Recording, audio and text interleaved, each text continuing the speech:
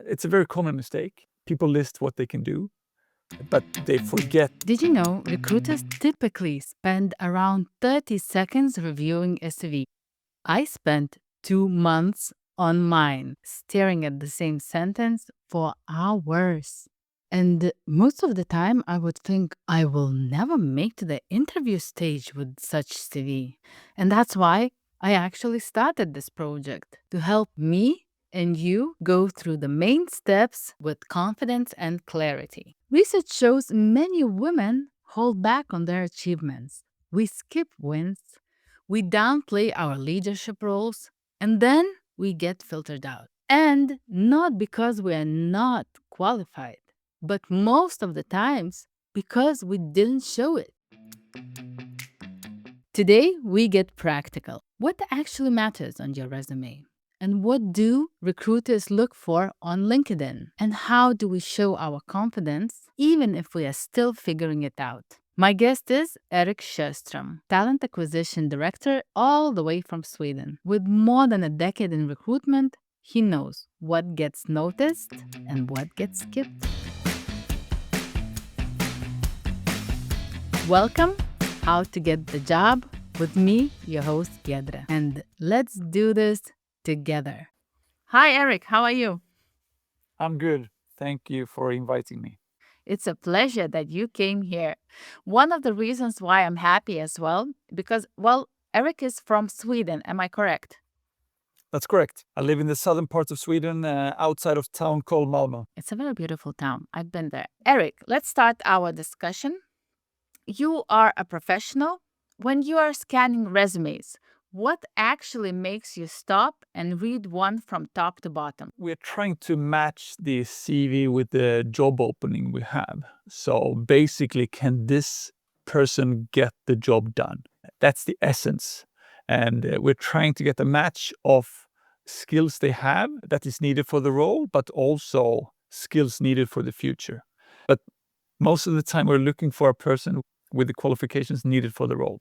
That's the basic answer. And, when we screen CVs, we are basically looking for what the hiring manager is needed.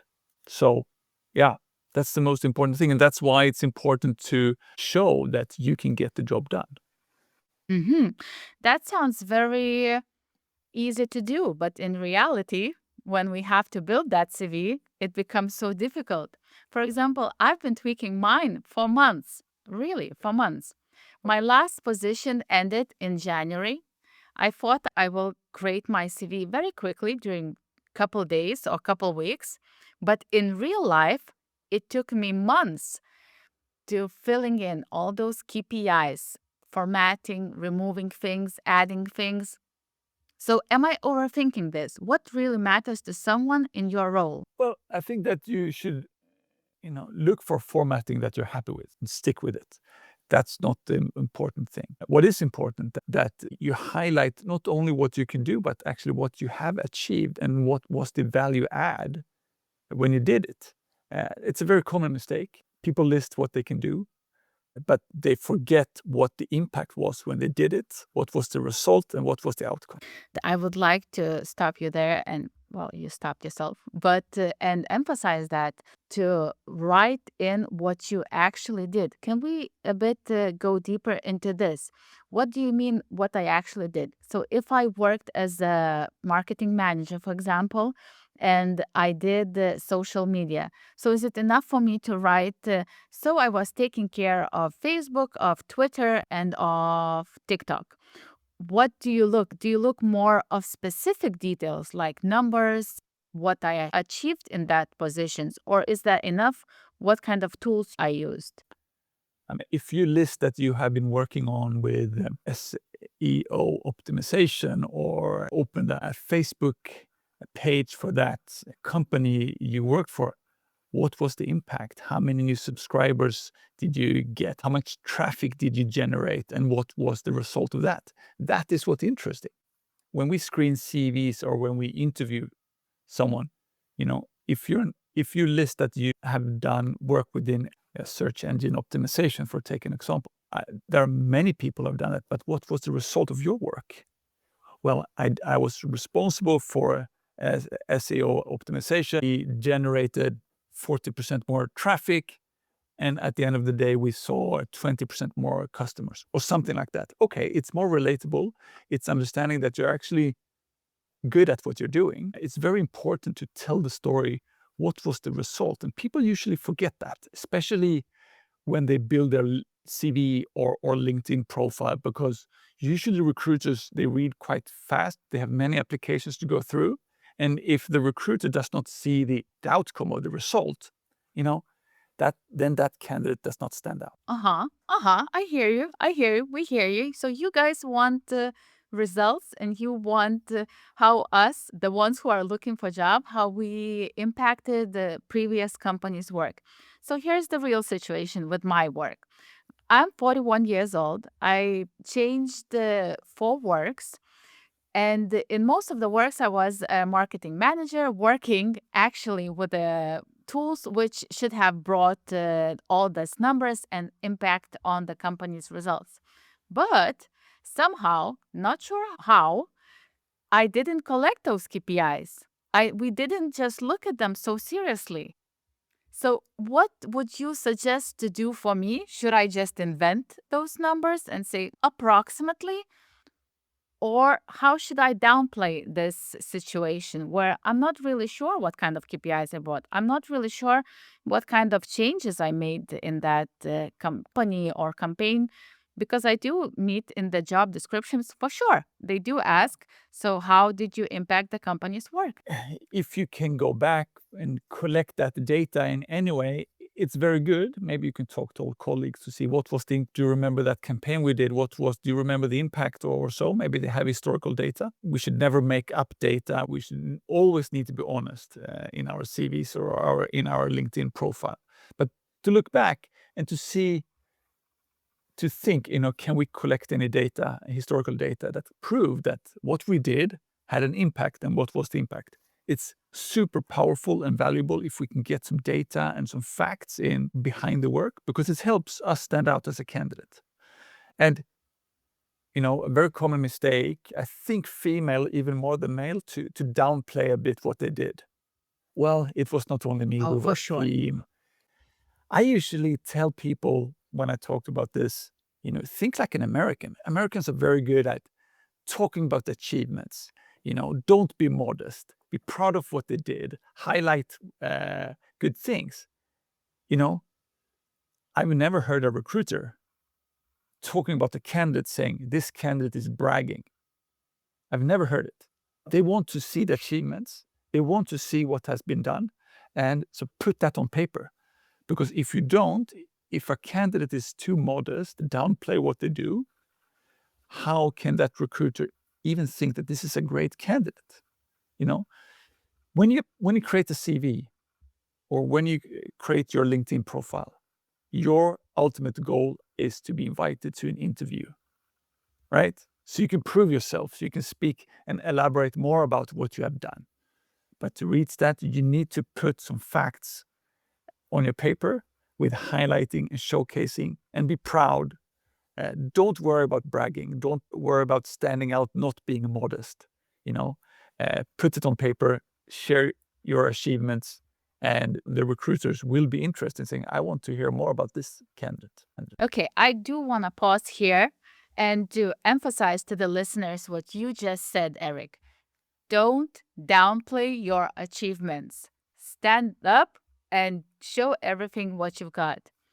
And that's very powerful actually sentence, because the statistic does show that women tend to downplay and to show less because they feel, well, I'm not enough good. I didn't do that alone. What else I'm hearing in your reflection, in your knowledge, that what I already heard also talking with Michelle, that we should go back and connect with our previous coworkers and ask their opinion. Sometimes we see our situations from different perspective, and people see us totally different, and you might get very surprised. Maybe you can hear things which you would never even think about. Thank you, Eric. It was amazing. This is what I really needed, and I hope so my listeners also needed this to hear. Let's put mine CV into the test. If this CV landed on your desk, would it get a second look? Or would it go straight to the trash pile and like, no, no, no, no? How much time do you usually give for one CV to check it? Well, usually we screen to see what we're looking for. We do usually a rough screen first to see, is this way off or this interesting? And if it's interesting, we can then go into that pile and do a more deeper analysis of the CV if it is a match or not. So, but since I don't have a job opening, so I don't really know what I'm looking for. So here's the situation. So you work in this amazing company, and the title is called Sunny Portugal. And you guys are creating content, and you are looking for the content marketer. Well, first of all, the format. I like the format. I like your name on top. That because that's what I want to take with me. A very common mistake that people say that they have a big headline, CV, and then the name very small below. Your name, perfect. I like your headlines with key achievements, area of expertise, and professional experience, easy to find and navigate. I see that you have the areas of expertise listed because it's good for search engine optimization as well. If I'm looking for keywords, most likely I will find those keywords in your CV. You should not worry at all about your format. I like it. It looks nice and professional. I've not found any typos or spelling errors yet, but just make sure that you don't have any. Grammar and spelling is very important. So make sure that you check that. But if a person is looking for work, something what is not related to content, does the grammar make a big impact on how you see at the person's If you have paper? spelling errors, it looks sloppy. It looks like you did not prepare yourself. This is a formal document. It should not be any spelling errors at all here. My advice always, always, always get some feedback. Get feedback on your CV from friends. If you know a recruiter or someone working in HR saying, can you look through my CV? And you will get feedback. Feedback is a gift. Looking at your CV, easy to find what I'm looking for when it comes to areas of expertise. If you want to keep the CV a bit more brief, then you can cut down on your early years experience and focus a bit more on your recent years experience. So what would you call recent years? How many years? If you have 15, 20 years experience or plus 10, focus on the 5-7 years. If you have a very relevant job earlier than that and you want to highlight some achievements, of course do that. If you have changed career path and you want to change it back to the one you had in your early years, of course you should highlight it, because it proves that you can get the job done. Mostly women who are looking for a job, they come from the career gap called motherhood. I can't call it vacations. It's totally work. When you see gap on a resume, especially 3+ years, what actually goes through your mind? Honestly, I have no problems with people having gaps. We are human, and therefore we have biases. All people have biases. So that we need to help the recruiter remove the biases. Biases usually kick in if you don't really see what you're looking for, you don't find what you're looking for. So if you can highlight achievements, people don't care if you have had gaps, because they're very interested that you have achieved this. I want to meet this person more. If you have gaps but don't have listed any achievements, well, then you get, okay, why should I even meet with this candidate? So Okay, so girls, women, let's focus on our achievements. And even if you had a career break, that's okay. We all sometimes stop and have a deep breath and understand what we want to do next. So, to sum up this, always emphasize your achievements, talk to your previous coworkers, and listen what they have to say about your work and put it into your CV. Is LinkedIn still relevant in job search? absolutely, I see LinkedIn as a fantastic CV database for us as recruiters. Your LinkedIn profile is just as important as your CV, because if you're there on LinkedIn with a good, nice profile, it's like you're part of this CV database. Because all over the world, recruiters are looking on LinkedIn for different profiles. They are scouting for candidates on LinkedIn. You should create your profile identical or very similar to your CV, highlighting achievements, make sure that you have keywords and you're easy to find. And also when you have been found, that you have a good CV showing that the results and achievements throughout your career. So they spark an interest, and they might send you a message saying, hey, your profile looks interesting for us. Can we have a conversation? And I would like to support Eric's words. I received a message from the recruiter saying, hey, Giedre, we liked your LinkedIn profile. We have this open position. Would you like to have a small talk with us? I guess they used the keywords and they found my profile and they wrote me. And I said, okay, let's do a conversation. What stands out is that it has to be updated. Your position keywords, right? And skills needed for that role, to be successful in that role. And keywords can be anything from job titles or skills or so. Whatever a recruiter is needed to find you when they're using keywords for that specific role. Everyone says that be active on LinkedIn, be active. But what does that mean from a recruiter's perspective? We don't see an active candidate on LinkedIn more attractive than a candidate who's not active. Can the candidate get the job done? That's the most important thing. You can be active. It's good for networking. It usually helps having many connections. You will be easier to find for recruiters, but do you need to be active? Well, that's not that important. Would you like to see my LinkedIn profile and say what is good and what's missing and what should I fix first? All right. So first of all, see that you have a picture. If I look at your experience, marketing, that's good to see that you have been in this area for a while. I can assume that you are skilled and experienced. You demonstrate consistency. That's good. If we look at some improvements, you say that you work with WordPress and SEO, but what was the outcome and the result? Instead of just listing, explain and highlight your achievements. Achievements, achievements, achievements. Okay, I'll do that.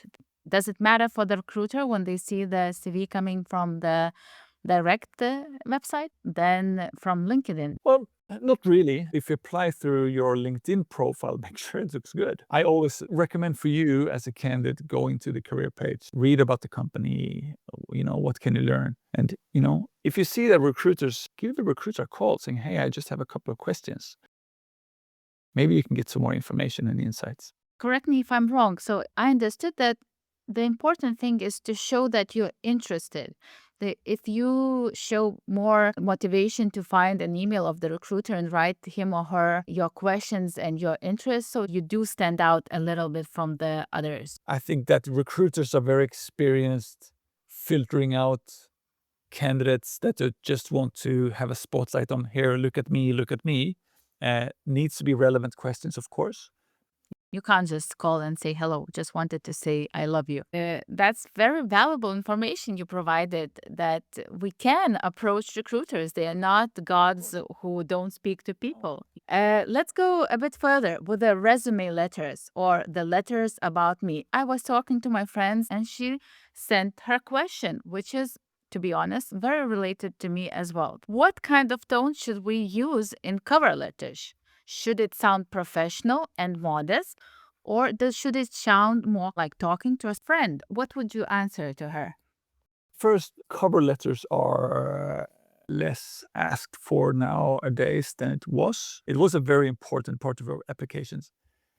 I'm not a big fan of cover letters, especially now with AI available, who has even written your cover letter. If it's requested, create a cover letter, not too long, to the point, and make sure that the reader does not understand that you have been generated this through ChatGPT. I think it needs to be personal, why you have applied and why you are fit for the role. And the tone, should it be friendly or professional? Or doesn't matter? It can be friendly, but it needs to be professional. You're applying for a job, you're in a professional setting, you need to be professional. I'll admit, I did use lots of ChatGPT to create my CV. I would recommend to use AI tools to correct your grammar and structure. Don't have an AI tool write the CV for you or write the application letter for you. But you can use it as your assistant to look for grammars, rephrasings, or so. That's perfectly fine. Eric, you worked in many countries. What's your approach to putting visual information or personal information about yourself in the CV? Well, you don't have to put your age for sure. You want to put a picture. If you have a nice picture, if you feel comfortable having that picture, it's up to you. Is it important? No. I mean, we look at the facts, the skills and the achievements and so on. Some people are very comfortable having a picture. Then please have a picture. If you're not, no, it's not needed. Suddenly, I feel like if I put my age, will it say to recruiters that they want younger? Well, ageism is one of the biases that do exist. Otherwise, we wouldn't talk about it. That's why it's very important to show that you can get the job done. Then it's not relevant, your age or your gender or so, your background. It's not relevant because you have shown that you can get the job done through your CV, highlighting your achievements. Because people have biases. I mean, if they can't find what they're looking for, suddenly biases kick in. Is this person maybe too old?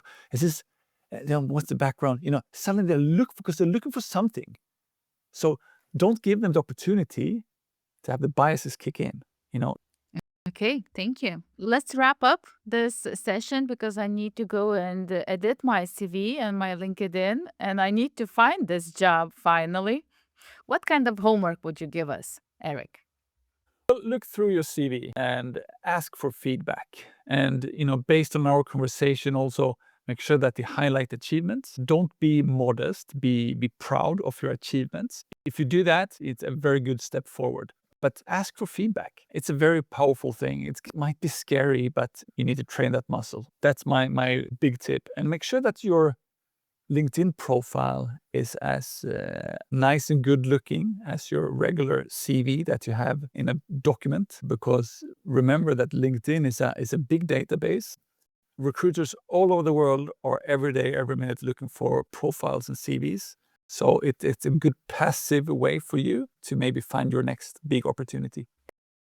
Thank you, Eric. That was exactly what I needed. I hope so. That's exactly what listeners needed. Real, no fluffy schmuffy advice from someone who's actually on the other side of the hiring table. And also, girls, for you all, your achievements, put them out. Don't be ashamed of any of them. Just put them out. And if you don't remember, ask your ex-workers or maybe ask your friends who see how you work and maybe you haven't noticed something.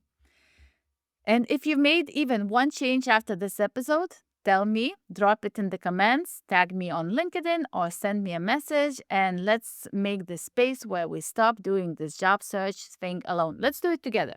I'll share my update in the vlog, so follow the vlog later. And I will tell that you can find Eric on LinkedIn. I'll leave his LinkedIn link in descriptions and highly recommend you follow him for more insights from the recruiter side. And in the next episodes, we are going to talk about personal branding. No. We're not becoming influencer kind, but the real kind, personal brand.